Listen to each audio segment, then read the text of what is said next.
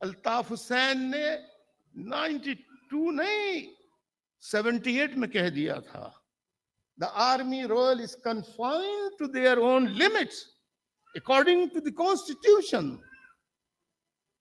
To defend the country. But सब्जी बेचने ये निकल गया है, तरकारी ग्रोसरी स्टोर इनका है, दूध ये बेचते हैं, सीमेंट ये बेचते हैं, हत्ता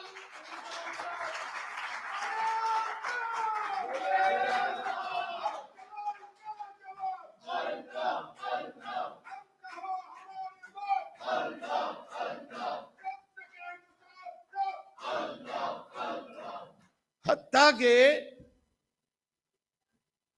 कौन सी ऐसी चीजें नाम बताइए, बर्फ भी बेचते हैं,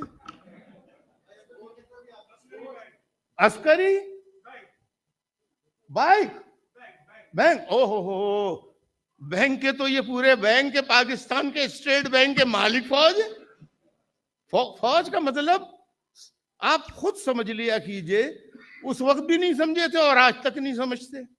कहते हैं अल्ताफ हुसैन फौज का मुखालिफ है। फौज का मैं कैसे मुखालिफ हूंगा? मैं खुद फौज में रह चुका हूं। मैं बॉर्डर पे 71 में सुमियानी बीच बलोचिस्तान सेक्टर पे मैं पाकिस्तान की हिफाजत कर रहा था।